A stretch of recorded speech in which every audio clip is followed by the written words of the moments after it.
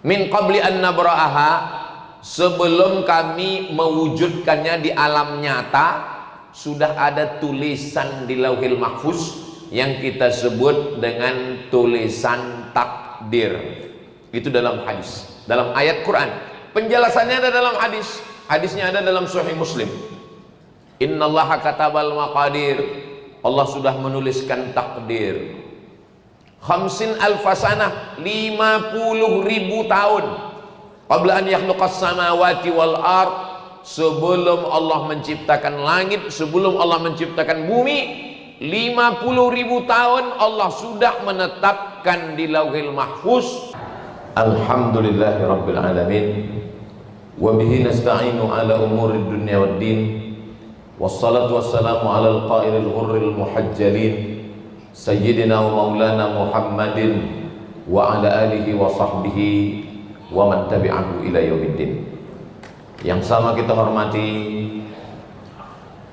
Yang mulia Wali Nangro Aceh Darussalam, ataupun yang mewakili Bapak Wakil Gubernur Aceh beserta Forum Komunikasi Pimpinan Daerah, Bapak Kapolda, Panglima, Ibu Wali Kota beserta Bapak Wakil Wali Kota Banda Aceh, para alim ulama, hadirin hadirat, muslimin muslimat, solihin solihat, mukminin mukminat yang belum kawin dan belum sunat. Semua yang hadir ini dimuliakan Allah Subhanahu wa taala. Amin ya rabbal alamin. Saya baca-baca di medsos, komen-komen, ada yang prihatin, ada yang sedih, ada yang ngejek pun ada juga, yang mencaci maki, yang sumpah serapah, semualah ada di medsos itu. Lalu saya pun mencoba mencari-cari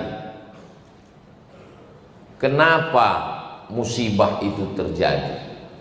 Setelah saya cari-cari ayat Al-Quran, hadis Nabi, pendapat para ulama, pendapat orang-orang yang hebat, akhirnya saya rangkum ada 7 poin.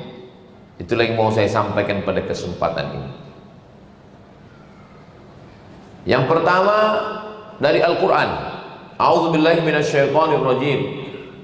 Ma asaba min musibatin fil ardi, segala musibah yang terjadi di bumi ini, tsunami, gempa bumi, gunung meletus, banjir bandang, ma asaba min musibatin fil ardi wala fi anfusikum, kanker, sakit jantung, diabetes, kolesterol, ma asaba min musibatin fil ardi, segala musibah di bumi, wala fi anfusikum, yang terjadi pada diri kamu, illa fi kitabin, semua sudah tertulis di kitab.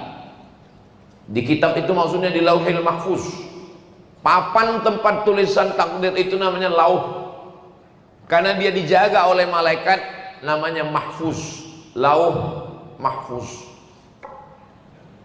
Min qabli an nabra'aha, sebelum kami mewujudkannya di alam nyata, sudah ada tulisan di Lauhil Mahfuz yang kita sebut dengan tulisan takdir. Itu dalam hadis, dalam ayat Quran. Penjelasannya ada dalam hadis. Hadisnya ada dalam Sahih Muslim. Innallaha katabal maqadir. Allah sudah menuliskan takdir. Khamsin alfasanah, 50.000 tahun. Qabla an yakhluqas samawati wal ard, sebelum Allah menciptakan langit, sebelum Allah menciptakan bumi, 50.000 tahun Allah sudah menetapkan di Lauhil Mahfuz bahwa tsunami itu terjadi, bahwa banjir bandang itu terjadi. Tidak ada kaitannya dengan dosa, tidak ada hubungannya dengan apapun. Memang sudah ketetapan takdir Allah Subhanahu wa ta'ala. Hak prerogatif Allah, kita tidak bisa mengelak, kita tidak bisa membantah. Memang sudah dipastikan pasti terjadi. Rencana kita mungkin tak terjadi, tapi rencana Allah pasti terjadi. Itu makanya rukun iman kita 6. antu'mina billah wa malaikatihi wa kutubihi wa rusulihi wal yaumil akhiri wa bil qadari khairihi wa syarrihi. Jangan tambah lagi. Sekarang banyak orang ditambahnya pula rukun iman ini macam-macam lagi. Antu'mina billah wa malaikatihi wa kutubihi wa rusulihi wal yaumil akhiri wa bil qadari khairihi wa syarrihi wa bi dokter spesialis dan lain-lain. Saya masih ke dokter, saya masih berobat, saya masih ke rumah sakit, tapi segala yang terjadi itu adalah memang sudah takdir Allah subhanahu wa ta'ala. Ini yang pertama. Inilah jawaban yang paling enak. Apapun yang terjadi, takdir. Oh, nggak bisa begitu Pak Ustadz. Masa hutan yang dipotong, pokok kayu yang ditumbang, terjadi longsor, kok itu takdir? Sabar dulu, ini kan baru satu. Ini masih panjang ini baru satu, 7 yang mau ku sampaikan. Nah itu makanya kalau dengar ceramah itu jangan dipotong-potong. Saya tahu ceramah saya yang ini akan dipotong ini.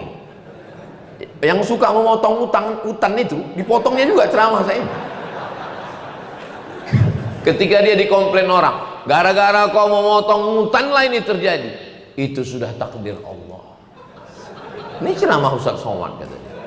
Jadi rupanya memang tukang potong ini, inilah bahayanya kalau cita-cita dulu tukang sunat.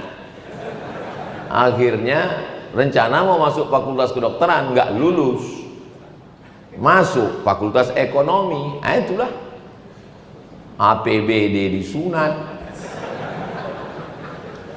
Buka perusahaan potong kayu disunat, itu semua disunat. Jadi memang yang pertama ini bahwa takdir. Itu di tengah laut itu kan ada lempengan tanah. Jadi rupanya tanah ini berlapis-lapis. Jadi lapisan yang paling atas itu lempengan ada sambungannya. Macam karpet masjid raya ini ada sambungannya. Pas sambungannya itu di tengah di atas Pulau Sumatera di Laut Aceh itu.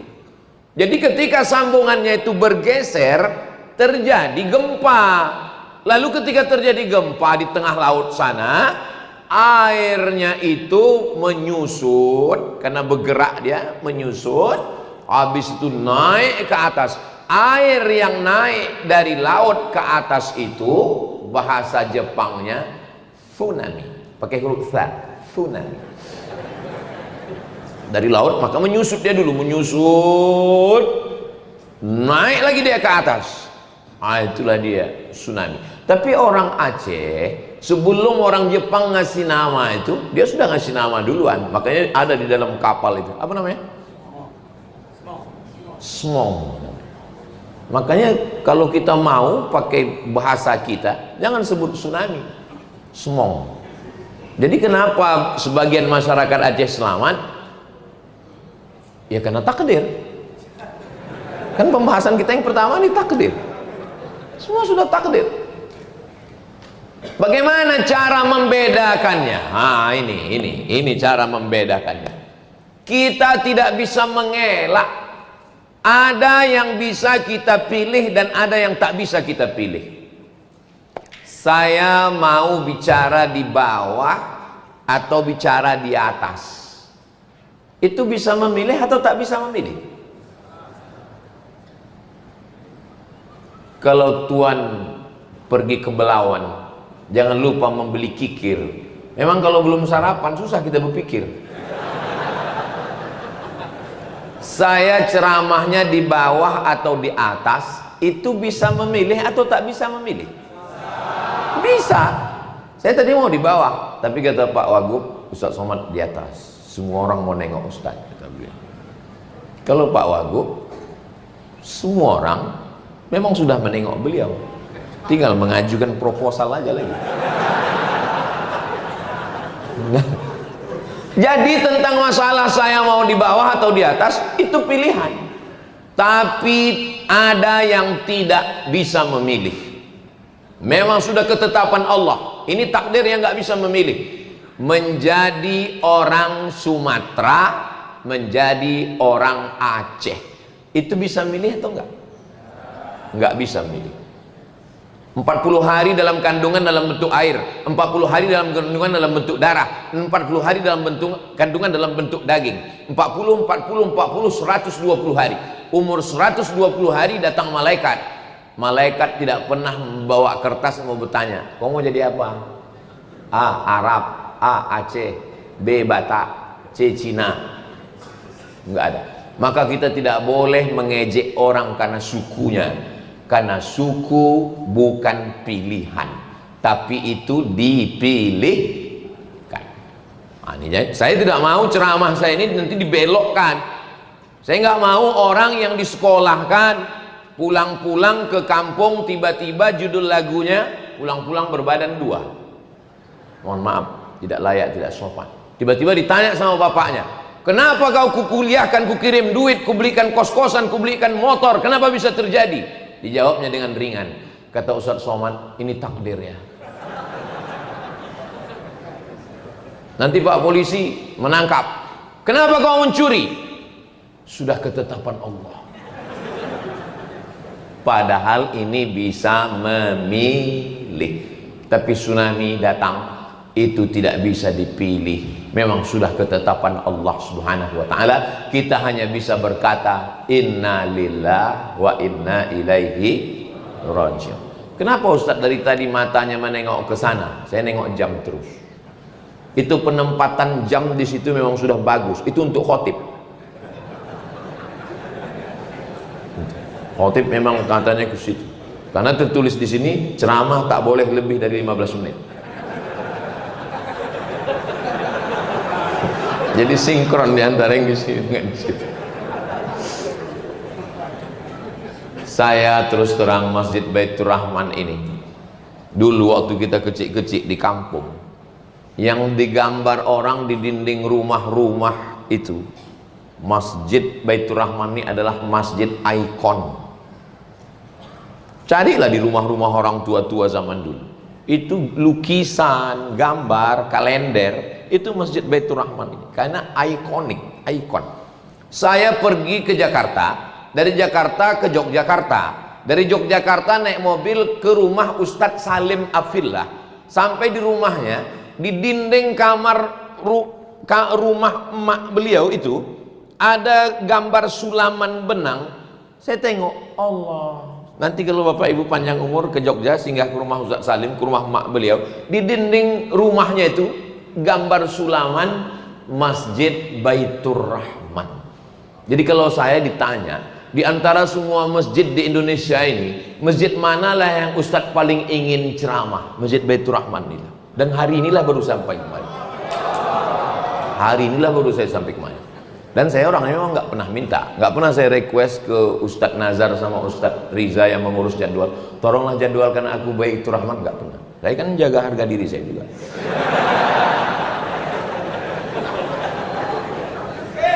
Di hari ini tercapai cita-cita saya, bisa saya berdiri di Masjid Baitur Rahman yang dari kecil saya tengok gambarnya ditulis di dinding. Andai saya mati sebelum ini, mungkin penasaran ruh saya.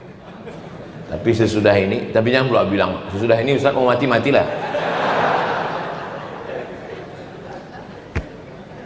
Andailah mak saya masih hidup, bisa saya bercerita ke dia, mak, aku udah ceramah di Masjid Baitur Rahman yang gambarnya di kalender rumah kita dulu. Tapi insya Allah walaupun beliau sudah meninggal, beliau melihat amal saya hari ini, dan beliau sebagai ibu yang melahirkan saya bangga dia, saya sudah di Masjid Baitur Rahman ini insya Allah. Kalau mau foto sering di luar, tapi ceramah baru ini.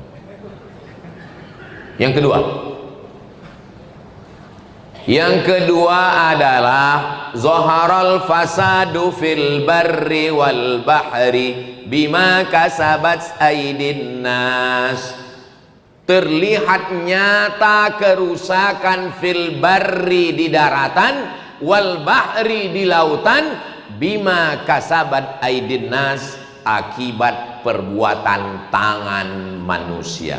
Ini baru masuk yang tukang potong hutan tadi. Ini ada dia. Ini kalau dia ada hadir pengajian ini, inilah yang didengarnya nomor 1. Habis itu permisi deh ke toilet dulu ya, kencing dulu. Ini kayaknya aku kena ini katanya nomor 2. Zaharal fasad, sudah ternampak kerusakan fil barri, daratan dulu. Karena memang yang pertama dirusak manusia ini daratan. Sudah habis daratan, tak ada lagi yang bisa dirusak. Wal bahri, baru dia pergi ke lautan. Bayangkan, apa namanya yang mirip kura-kura itu? Saya ingat, cuman mau ngetes jamaah nih, masih sadar atau enggak? Penyu kan? Penyu itu makanannya ubur-ubur. Penyu itu mau makan ubur-ubur dari jauh, udah menetes air liur penyu itu mau makan, udah dibacanya doa, Allahumma barik lana fima razaqtana wa qina azabannar, kata penyu. Begitu ditelannya, rupanya sampah plastik. Bayangkan kecewanya penyu itu kena prank. Antara ubur-ubur dengan sampah plastik, siapa yang membuang sampah plastik ini? Maka buanglah sampah pada tempatnya. Ada Profesor Dr. Junaidi namanya, sahabat saya. Dia kebetulan pergi ke tengah laut sama bule. Bule itu perempuan, kalau laki-laki Pak Le. Sama bule. Bule dari Jerman. Sampai di tengah laut, bule itu makan jeruk. Dimakannya jeruk, kulitnya dikantonginya. Dikantonginya kulitnya. Profesor Junaidi ini heran, kenapa bule ini mengantongi jeruk? Cuman dia nggak nanya, diam aja. Sesudah kapal itu pulang ke pantai, barulah kulit jeruk itu dibuangnya ke tong sampah. Orang kita sengaja membawa tong sampah itu ke laut untuk membuang sampah ke tengah laut sana. Jadi kerusakan di laut, di bumi karena tangan manusia. Pohon yang akar tunggal, akarnya memegang tanah dan dia menahan air. Kalau pohon ditumbang, akarnya copot, lapuk, sehingga tanah tidak bisa ditahan, air pun turun ke bawah. Pelajaran kelas 4 SD, nama pelajarannya IPA, ilmu pengetahuan alam. Kita duduk dulu sama-sama pakai kelompok, namanya CBSA, cara belajar siswa aktif. Masih ingat? Yang ingat berarti udah tua. Sebaya sama saya. IPA itu dulu pelajarannya. Bahkan dipraktekkan, ditumpuk tanah, diletakkan pohon yang akarnya panjang, disiram air dari atas. Kenapa tanahnya tidak longsor? Karena diikat oleh akar kayu. Akar kayu ini dipotong, lalu kemudian lapuk sehingga tidak bisa lagi ditahan, dan terjadilah banjir bandang, habis. Memang di Malaysia banjir juga, Kedah banjir, Kelantan banjir. Cuman di tempat mereka yang banjir, yang turun dari atas langit itu cuman air. Tempat kita bisa pula turun dari atas langit itu kayu gelondongan. Dari mana ini datang kayu-kayu ini? Nah, ini ayat yang kedua, memang kerusakan akibat tangan manusia. Tangan saya nggak pernah memotong, Ustadz. Tangan saya nggak pernah megang kampak, tangan saya nggak pernah megang sinso, tangan saya, memang tanganmu tidak pernah motong, tapi tanda tangan sudah meluluh lantakkan. Makanya saya seumur-umur hidup saya ini sudah umur, banyak orang salah sangka. Saya selalu dibilang orang, Ustadz umurnya 28 ya. Saya bilang, saya ini umur saya 48 lahir, tapi orang tuh berkeras juga 28. Udahlah 28 lah, saya bilang, nggak apa-apa. Saya seumur-umur ini lahir 1977, sekarang sudah 2025, sudah 48 umur saya. Saya belum pernah sekalipun sholat minta hujan ketika Riau berasap. Jarak pandang di kota Pekanbaru sudah tinggal 30 meter lagi. Mata sudah perih pakai masker. Tolonglah Ustadz sholat istisqa. Nggak mau saya, sekalipun saya nggak mau. Kenapa? Karena yang membakar hutan itu ikut juga sholat. Kuat pula nangis dia lagi. Ya Allah. Pas giliran hujan tak turun, kita disalahkan orang itu. Kenapa hujan nggak turun? Itulah gara-gara Ustaz Somad imamnya, kata dia. Pas giliran hujan turun, apa kata dia? Gara-gara doa saya lah. Maka saya nggak mau, sekalipun saya nggak mau sholat istisqa. Udahlah, nggak usahlah kau libatkan aku dalam sandiwara ini. Cukuplah itu sudah. Jadi tentang masalah kerusakan ini memang sudah kejahatan yang masif, memang sudah kejahatan berjamaah. Maka terjadilah apa yang terjadi. Yang memotong dapat kayu, yang ngasih izin dapat duit. Giliran hancur saudara-saudara kita yang tak pernah dapat apa-apa. Mudah-mudahan Allah memberikan kekuatan kepada saudara-saudara kita, insya Allah. Ini yang kedua. Berikutnya yang ketiga. Omongan saya hari ini dan dimanapun saya ngomong gak pernah menurut saya. Saya selalu pakai ayat Quran, hadis Nabi, pendapat ulama. Yang ketiga, hadis Nabi. La ta'murunna bil ma'ruf, ajak orang buat baik, ajak orang buat baik. Wala tanhaunna 'anil munkar, larang orang buat mungkar.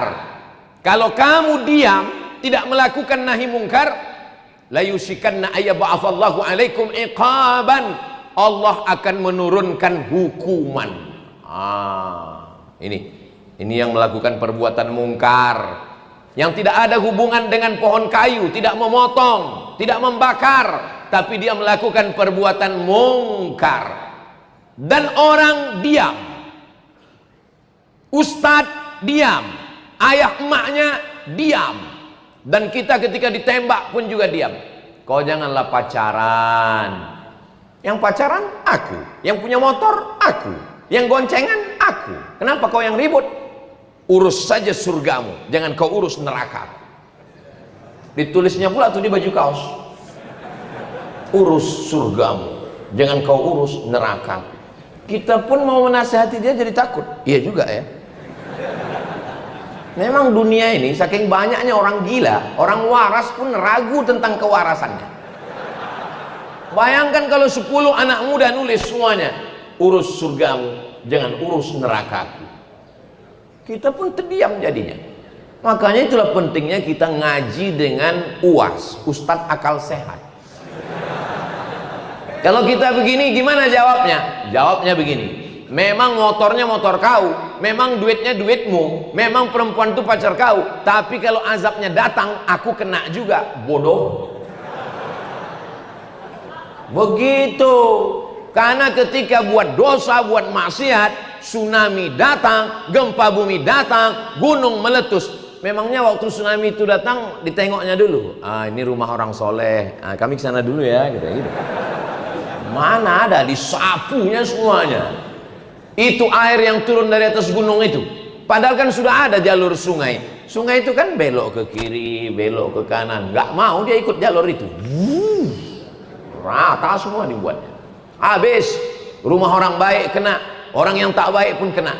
Mudah-mudahan orang-orang baik yang meninggal dunia menjadi syahid, insya Allah.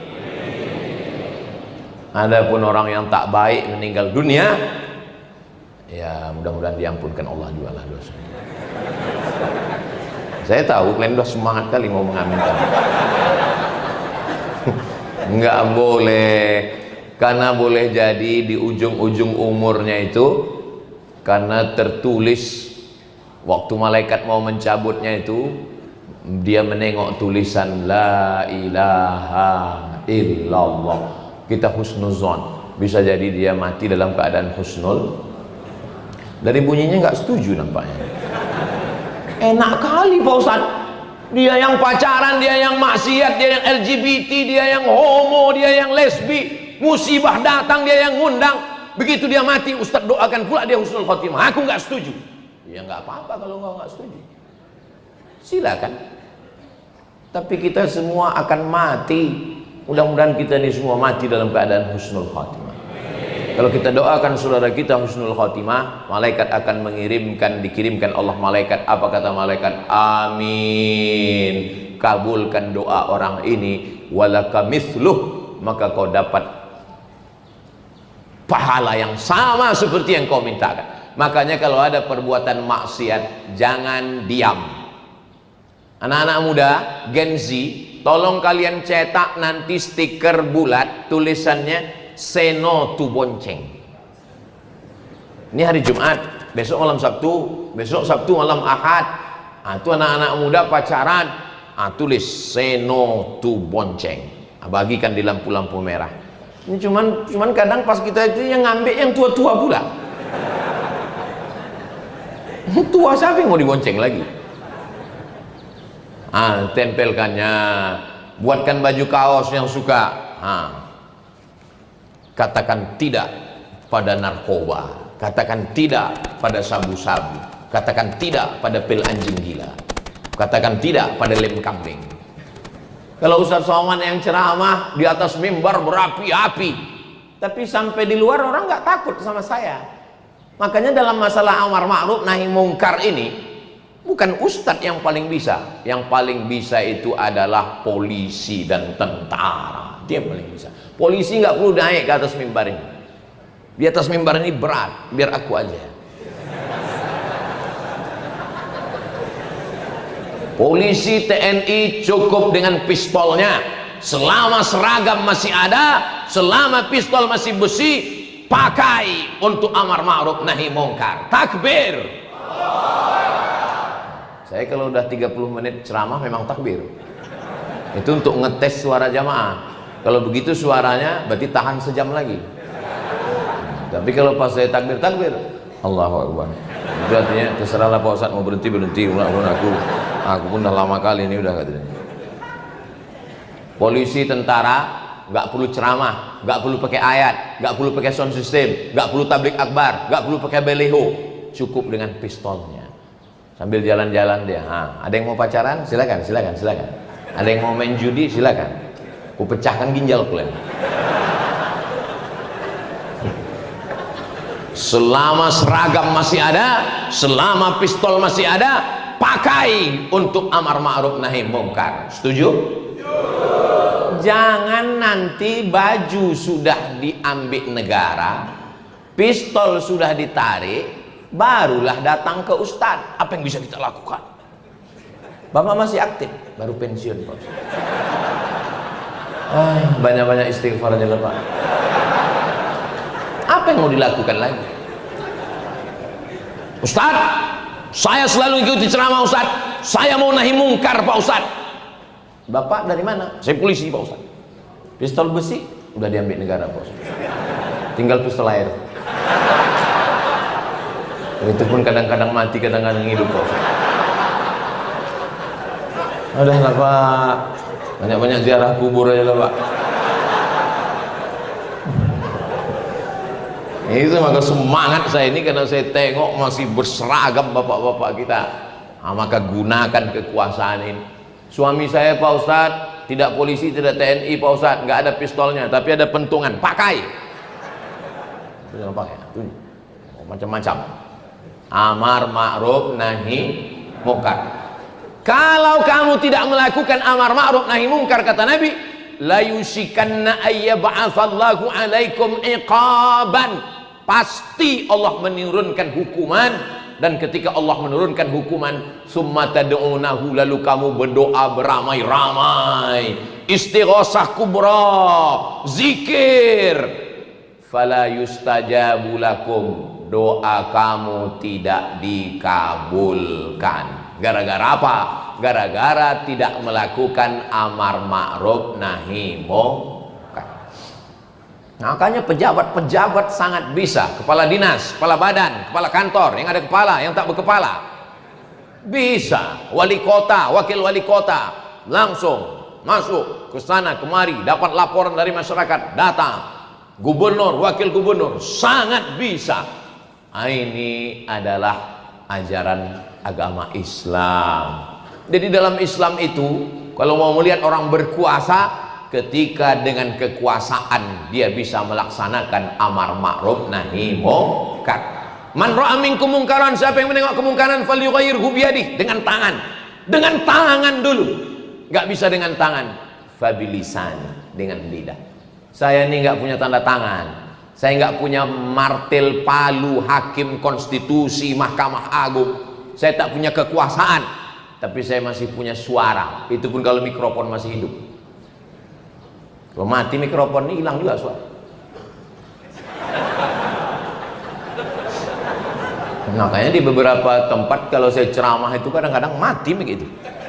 Kenapa? Panitianya ketakutan. Daripada kita kena amuk, bagus mic kita matikan katanya. Tapi di Aceh ini saya ceramah belum pernah mic-nya mati. Nah, itulah. Karena saya tengok udah agak-agak mau mati. Ini yang ketiga. Yang keempat, ma yusibul mu'min min nasabin wala wasabin wala saqamin wala syaukin yastakuha. Sakit, gundah gulana, susah pikiran, demam panas, duri mencucuk tapak kaki, illa kaffarallahu anhu biha sayyi'atuh. Itu cara Allah untuk mengampunkan dosa-dosa. Ini yang keempat. Jadi kalau ada orang mengatakan, kenapa di Aceh datang tsunami? 20 tahun setelah itu datang pula musibah banjir bandang. Padahal kalau cerita masalah dosa, orang sana dosa, orang New York dosa, orang London dosa. Karena Allah ingin membersihkan dosa orang-orang saudara kita. Mudah-mudahan yang meninggal bersih dalam keadaan tak ada dosanya sama sekali. Sampai apa kata Nabi? Sampai apa kata Nabi? Hatta tamshi alal ardi makanat alaihi khati'ah. Sampai dia berjalan di atas bumi, tak ada dosanya walaupun sebesar ujung rambut, sebesar ujung jarum, karena dia sudah bersih sebersih-bersihnya. Makanya kalau ada saudara kita meninggal, kita husnuzon. Aku kutengok tetanggaku yang meninggal kemarin Pak Ustadz, hitam mukanya. Ya memang dia hitam. Saya inilah kalau mati dibuka orang tutup, apa kata orang? Kutengok muka Ustadz hitam. Waktu hidup pun memang hitam. Tapi kami tengok di YouTube itu putih, lampunya terang. Nah, jadi masalah husnuzon ini nggak usah kita tengok dari fisiknya. Maka ada orang-orang, saya heran Pak Ustadz, sholat rajin, puasa sunat rajin, ngaji rajin, sakit aja bawaannya. Kawan saya sholat nggak pernah, sedekah nggak pernah, pengajian nggak pernah, sehat walafiat, nggak mati-mati. Itu bukan nikmat, itu namanya istidraj. Istidraj itu namanya. Yang kita khawatirkan itu bukan sakit, yang kita khawatirkan itu bukan musibah, yang kita khawatirkan adalah badan sehat, rezeki lancar, tapi sebenarnya kita sedang dijauhkan dari Allah Subhanahu wa ta'ala. Ini yang keempat, ini mesti dipahami dengan baik. Ya Allah, semua yang datang kemari, kalau ustadz menangis itu biasa. Reporter televisi nggak pakai jilbab menangis menengok musibah Aceh, menangis dia, nggak tahan dia menengok saudara yang naik ke atas gubungan atap rumah dengan banjir bandang, anak kecil, ternak mati, rumah hancur, lumpur setinggi, tiang listrik dipegang, sampai tak bisa lagi berdaya, hanya melelehkan air mata. Maka kita husnuzon pada Allah. Kejam sekali Tuhan itu Pak. Tidak. Al-Quran ketika kita baca, Allah tidak mengatakan Bismillahil Muntaqim, dengan nama Allah yang maha menghukum. Tidak. Bismillahil Jabbar, dengan nama Allah yang berkuasa. Tidak. Tapi yang pertama adalah Bismillahirrahmanirrahim. Allah mau membersihkan sebersih-bersihnya, sampai akhirnya nanti di akhirat dia langsung masuk ke dalam surga Allah Subhanahu wa ta'ala. Amin. Saudara kita yang wafat karena tsunami 21 tahun yang lalu, saudara kita yang meninggal karena banjir bandang 1 bulan yang lalu, maka kita husnuzon kepada Allah, bersihkan hati kita dari segala prasangka suudzon. Itu cara Allah untuk menghapuskan dosanya, sehingga nanti dia langsung masuk ke dalam surga Allah sesuai dengan janji Allah dalam doa kita, Rabbana atina fid dunya hasanah wa fil akhirati hasanah wa qina. Berikutnya yang ke 5, ke 6. Mau cepat aja orang ini selesai. Saya memang dikasih tahu Ustadz jangan lama-lama, karena Ustadz mau langsung ke Sigli. Nanti saya mau khutbah Jumat di Sigli, habis itu turun ke Biren. Jadi kami turun Banda Aceh, dari Banda Aceh turun ke Sigli, habis turun ke Biren, habis itu turun ke bawah. Nanti diprediksi hari Sabtu malam Ahad, Sabtu sore itu kami nanti di Aceh Tamiang, dan Ahad malam kami langsung ke Medan. Pagi Ahad itu kami nanti berangkat dari Medan. Masih belum jelas tiket, apakah Medan Jakarta atau Medan Kuala Lumpur. Habis itu barulah ke Pekanbaru. Udah, mohon doa supaya dimudahkan Allah perjalanan. Yang kelima adalah Allah sedang menguji kita. Oh, yang diuji itu orang Tamiang, yang diuji itu orang Sigli, yang diuji itu orang Bandar Meriah. Yang diuji Allah itu adalah saya, Abdul Somad. Apakah sanggup kau makan di rumah, perutmu kenyang, saudaramu di sana tak makan, Abdul Somad? Maka saya kumpul sama kawan-kawan saya, namanya Yayasan Tabung Wakaf Umat. Lalu saya bilang, apa yang bisa kita lakukan? Kalau membangunkan rumah tak ada duit kita, rumah kita pun ngontrak. Jadi apa yang mau kita? Oh, datang ide, kita masakkan rendang Pak Ustadz. Aku bilang berapa kilo? 1 ton katanya. Mendengar 1 ton itu terbayang saya berendang di renang 1 ton. Oh, 1 ton. Saya nggak mau mengendurkan semangat kawan-kawan ini. Nggak saya tanya, kualinya sebesar apa? Berapa jam kalian masaknya? Saya bilang, iyalah. Saya kasih semangat. Semangat saya bilang. Dalam hati saya kan kalian juga yang masak. Jadi rupanya 1 ton. Yayasan Tabung Wakaf Umat, itulah tadi dibawa. Tapi Pak Ustadz sebungkus saja. Itu simbolisnya. Jadi sudah dibungkus sepaket-sepaket, nanti kita akan kirim. Dan rupanya banyak peminatnya. Jadi setelah 1 ton ini datang, nanti akan dibuat lagi insya Allah. Mudah-mudahan makin banyak berkelanjutan program ini insya Allah. Kemudian beras ada kami bawa 10 ton. Kemudian baju layak pakai. Kemudian banyak yang minta Iqra sama Al-Quran, mushaf dan lain-lain. Itulah yang kita bagi sesuai kemampuan kami. La yukallifullahu nafsan illa wus'aha. Kami janji nanti jumpanya di Aceh Tamiang. Ada tim dari Jogja, Ustadz Salim. Ada tim dari Pontianak, Ustadz Lukmanul Hakim. Ada tim dari Riau, Ustadz Al-Nok Dinar beserta Ustadz Hanafi. Tapi yang mengkoordinir, yang mengaturnya semua, saya tak berani juga. Sohibud Dar a'lam bidarihi, yang paling ngerti tentang Aceh ini ya orang Aceh. Maka saya minta tunjuk sama Ustadz Nazar dan Ustadz Riza. Ustadz Nazar dan Ustadz Riza ini senior saya di Mesir. Ustadz Riza seangkatan saya. Beliau berdua ini yang mengarahkan kami. Saya duduk bertiga sama mereka, saya tanya, Ustadz Nazar, Ustadz Riza, mau dibawa kemana hubungan kita?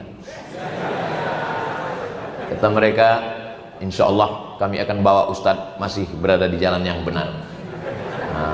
Akhirnya kami pun jalan, dialah yang menyusun semua. Pokoknya saya dibangunkannya pagi, bangun, jalan, ya. Nanti jumpa dengan Pak Wagub, serahkan, ya. Senyum sikit, katanya, ya. Itulah, pokoknya saya ikut aja. Apapun kata mereka berdua ini ikut aja. Nggak tahu saya ini entah mau kemana setelah ini. Nanti khutbah di Sigli, ya. Padahal pertama nggak ada jadwal Sigli ini. Tiba-tiba ada dibuatnya. Ini kita ke sana, ya. Kita buat video banyak-banyak, ya. Ada 6 yayasan nanti. Yakin 6 ini. Ini kawan-kawan kita terpercaya, orangnya amanah, orangnya baik, orangnya insya Allah bantuannya sampai. Kita buat. Buatkan kertasnya. Biar supaya nanti jangan nampak kali bodoh saya pada video itu terdiam gitu. Kita buatkan kertas, sudah siap. Jadi nanti di setiap tempat buat. Karena recovery ini apa bahasa Indonesia? Saya kok udah di Aceh ini payah bahasa Indonesia. Pemulihan. Karena pemulihan ini lebih parah dari tsunami dulu Bapak Ibu.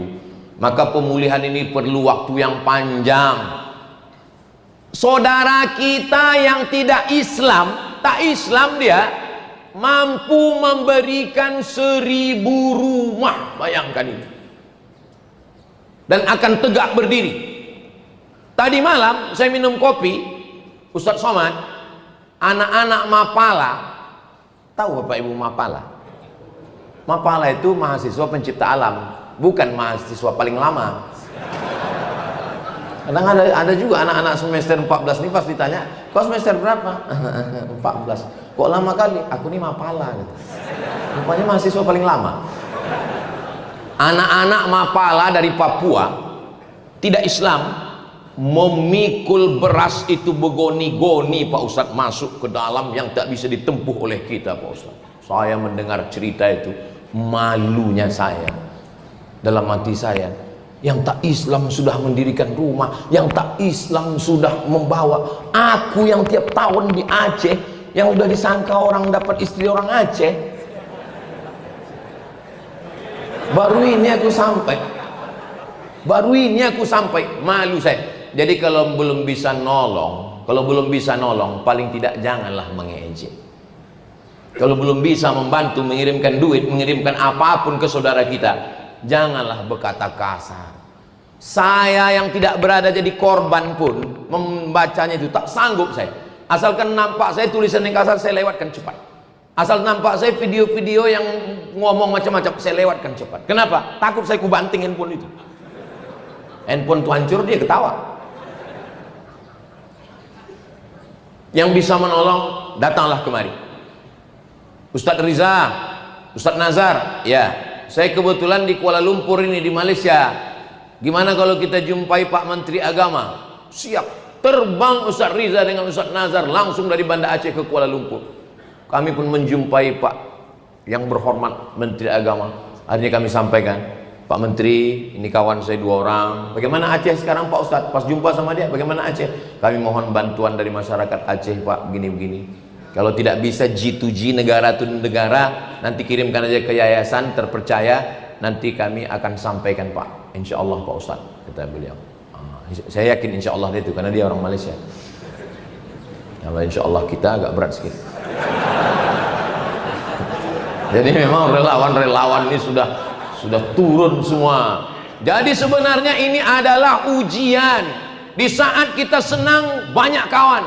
Di saat kita ketawa, banyak teman. Tapi di saat kita sedang susah, orang senang, banyak kawan.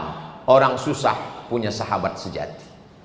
Kalau mau menengok sahabat sejati Aceh, inilah yang datang beberapa hari ini walaupun terlambat. Salah satunya UAS, ujian akhir semester. Saudara yang dimuliakan Allah Subhanahu wa taala. Berikutnya yang keenam. Yang keenam, ini saya baru dapat temuannya ini, yang keenam ini. Baru pagi tadi dapat saya.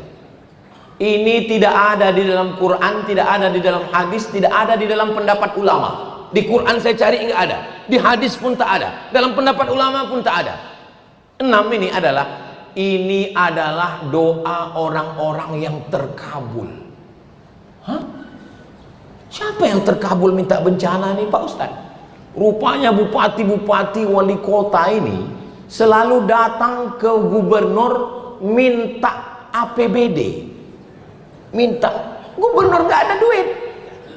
Karena semua dari pusat nggak ada, bingunglah gubernur sama wakil gubernur mau dapat dari mana.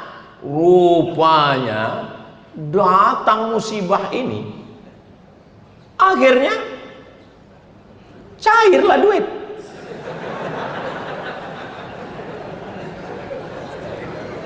Kontraktor, perusahaan-perusahaan datang ke Pemda, mana proyek Pak? Mana ada proyek sekarang?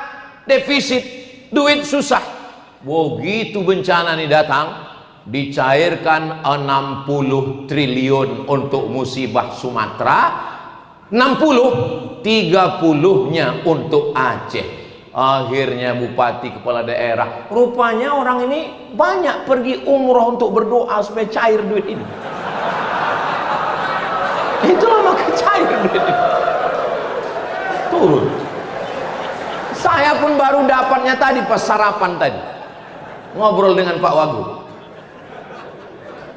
Tadi saya dengar, oh begitu rupanya, saya bilang. Nggak ada proyek di Aceh Pak Ustadz, karena nggak ada duit.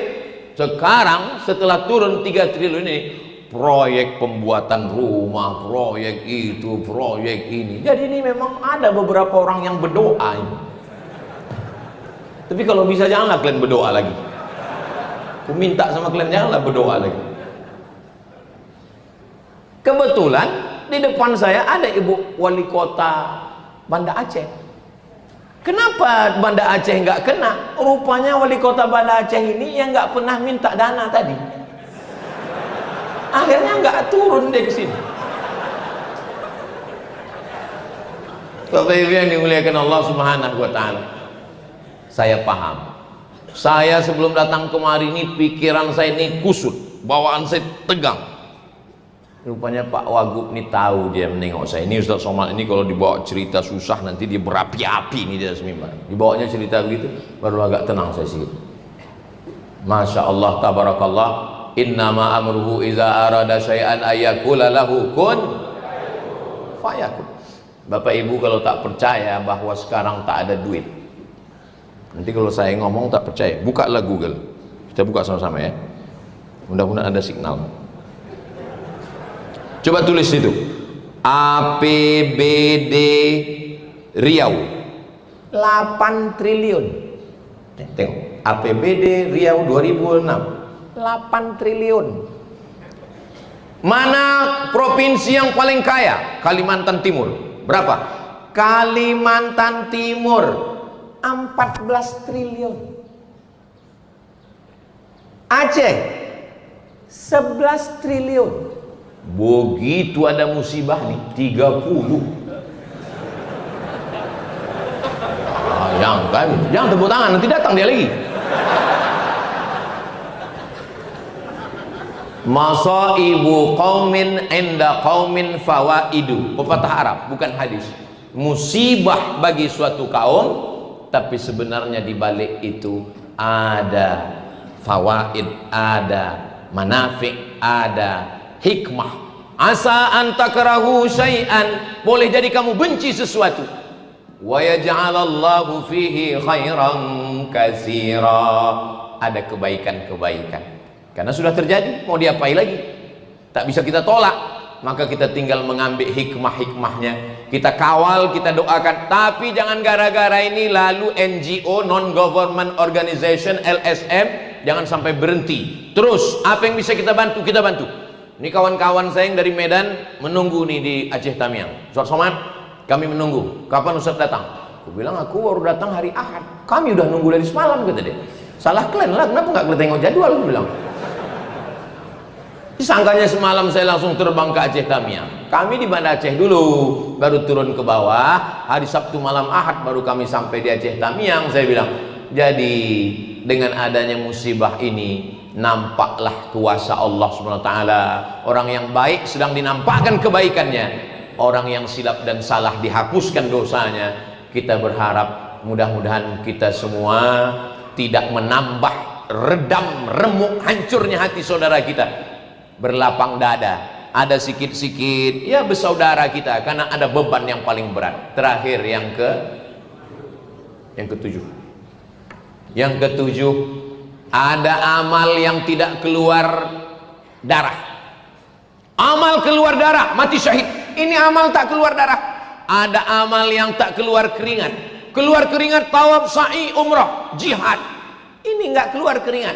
Ada amal yang tidak keluar duit. Yang keluar duit zakat, wakaf, infak, sedekah, wasiat, hibah, ghanimah. Ini nggak keluar duit, tidak keluar darah, tidak keluar duit, tidak keluar tenaga. Amal ini amal yang paling besar pahalanya. Apa itu amal? Ridho menerima takdir Allah. Inilah amal yang sedang diberikan Allah kepada orang Aceh. Orang Aceh didatangkan Belanda. Negeri yang tidak bisa dijajah oleh Belanda adalah Aceh. Orang Aceh melihat hidup ini kecil setengah sayap nyamuk, seperti hadis Nabi. Apa kata orang Aceh? Kalau aku mati, aku akan mati syahid. Kalau aku hidup, besok pagi aku minum kopi di Molabu. Itu terjemahan bahasa Indonesia. Tengku Umar beliau meninggal sebagai seorang syahid. Saya ziarah ke makam beliau, masuk ke dalam hutan. Apa kata yang menjaga makam? Tengku Umar ini, Ustaz Somad, jangankan hidupnya, jenazahnya pun ditakuti Belanda. Sampai dicari mereka jenazahnya. 6 bulan orang menggalinya lagi, jenazahnya masih tetap utuh, tak dimakan cacing tanah. Begitu janji Allah. Itulah ayat yang dibaca qari kita tadi. Wala taqulu liman yuqtalu fi sabilillahi amwat. Jangan kau katakan mereka mati, bal ahya, mereka hidup. Sudah meninggal pun dia tak dimakan cacing tanah. Kita masih hidup, udah dimakan cacing. Kenapa? Diabetes meletus. Mohon maaf kalau ada bapak ibu yang tersinggung, kebetulan penyakitnya sama, jangan tersinggung. Kunci mendengar ceramah saya ini satu, jangan tersinggung. Ada beberapa jamaah tersinggung, pulang, meninggal.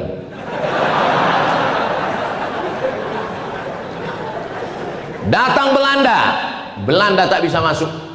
Jangankan Tengku Umar, jangankan Panglima Polem, yang perempuan Malahayati, yang perempuan Cut Nyak Din, takut Belanda, diasingkan ke negeri yang paling banyak pengetahuannya, Sumedang. Pengetahuan, iya, karena Sumedang itu banyak tahu.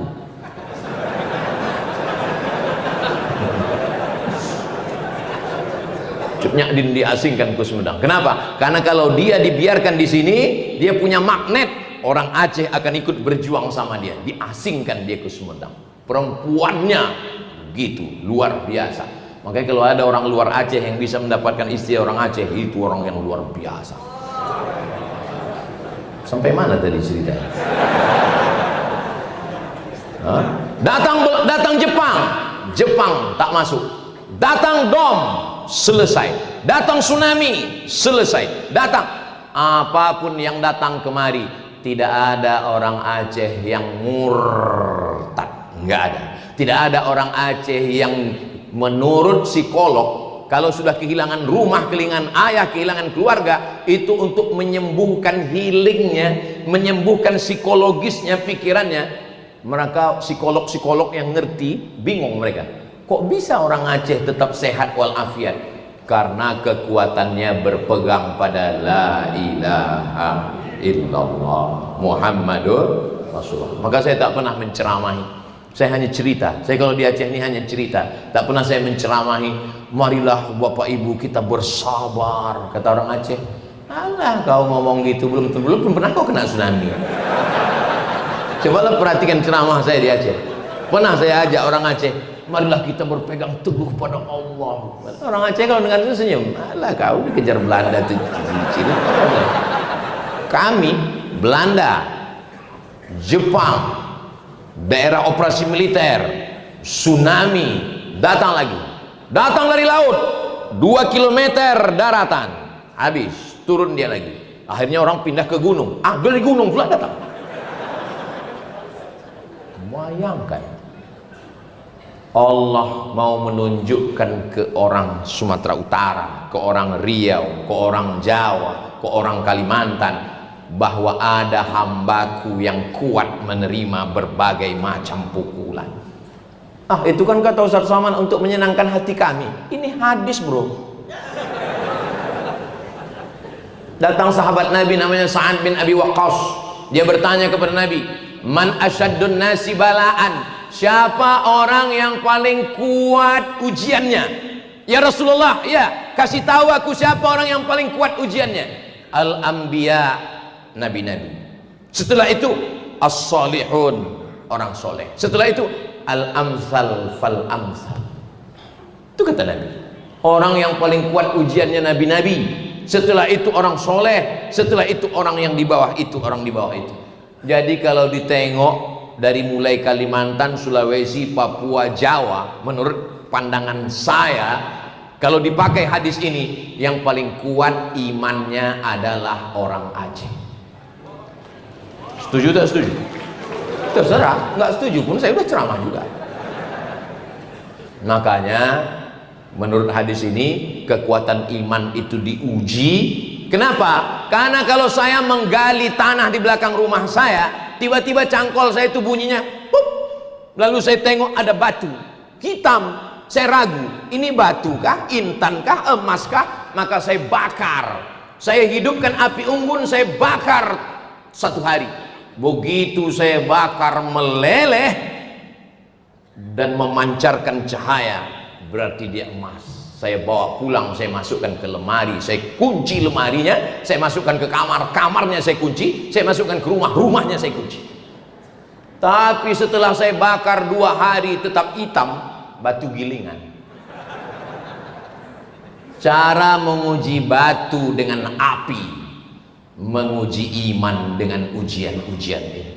Dan iman yang paling kuat itu berada di Serambi Makkah. Kita jaga ini. Kita jaga iman anak-anak kita, kita jaga iman jamaah kita. Saya kalau mau mengasih contoh-contoh yang baik-baik, Aceh. Cerita tentang ekonomi syariah, banknya tidak ada konvensional, Aceh. Cerita tentang penerapan syariat Islam, ada dinas syariat, Aceh. Cerita tentang pendidikan Islam, Dayah Abu Abi Tengku, ada Abi Zahrul, Dr. Zahrul dari Mudi Mesra hadir bersama kita, Aceh. Cerita tentang baca kitab, sampai hari ini orang Aceh masih baca kitab. Dari mulai Matan Takrib, Fathul Qarib, I'anatul Talibin, Kanzur Raghibin Mahalli, Qalyubi wa Umairah, Al-Majmu' Syarah Muhazzab. Sampai hari ini Dayah masih baca kitab kuning. Dari mulai Matan Al-Ajurrumiyah, Al-Kawakibud Durriyah, Al-Imriti, Alfiyah Ibni Malik, sampai Syarah Ibni Aqil. Masih istiqamah mereka menghormati ulama. Maka kalau ada orang yang mengejek, dia belum kenal, kasih tahu dia, kasih kenal dia, ajak dia ngopi. Kau jangan ngejek, ayo kita ngopi, ajak dia ngopi ke tepi laut saya. Ustaz ngomong begitu itu kan mau menyenangkan hati orang Aceh aja. Islam pertama datang di Nusantara ini kemana? Aceh. Al-Quran pertama kali diterjemahkan ke dalam bahasa Melayu oleh siapa? Syekh Abdul Rauf As-Singkili, orang Aceh, yang membawa tarekat Syattariyah langsung dari Imam Al-Qushashi, dari Syekh Ibrahim Al-Qurani, sampai datang orang dari Jawa Barat, Syekh Abdul Muhyi Pamijahan, mengambil tarekat Syattariyah kemana. Datang saudara kita dari Makassar, Syekh Yusuf Al-Makassari Tajul Khalwati, mengambil tarekat Syattariyah kemana. Datang saudara kita dari bumi Minangkabau, dia adalah Syekh Burhanuddin Ulakkan dari Pariaman, datang kemana, mengambil tarekat Syattariyah. Siapa yang pertama kali menyusun sastra Melayu? Syekh Hamzah Fansuri. Berawal peradaban itu dari sini, menunjukkan bahwa dia kuat. Dipukul dengan angin puting beliung, anginnya kencang, lautnya dalam, karangnya tajam, puting beliung, tapi lulus. Dia akan melahirkan nahoda-nahoda kapal yang luar biasa. Tapi kalau hanya sekedar ombak-ombak kecil, dia hanya akan melahirkan perahu bebek. Jadi kalau ada anak-anak sekarang, kenapa ujian ini begini berat Pak Ustadz? Kenapa begini? Ini namanya generasi strawberry. Generasi strawberry itu ditengok cantik, tapi kena panas sedikit layu, letoy, lemah, letih, lesu. Berarti kau tak layak jadi orang Aceh. Cepat kau ke laut. Sudah lama ikan hiu itu nunggu kau membacakan doa Allahumma barik lana fima razaqtana wa qina adzabannar. Itulah 7 poin yang saya sampaikan pada kesempatan ini. Mari kita jaga Aceh, mari kita jaga anak-anak kita, mari kita tegakkan amar ma'ruf nahi mungkar, mari kita bersama-sama membangun. Saya yakin dan percaya semua akan baik, semua akan bahagia, semua akan diberikan Allah kebaikan dunia dan akhirat. Saya tadi dipesankan banyak guru-guru kita, banyak Abu Abi Tengku, saya diminta untuk membaca doa. Saya yang baca doa, tapi doa ini dikabulkan karena orang-orang soleh, karena orang-orang baik semuanya. Ala hazihin niyah, al-fatihah.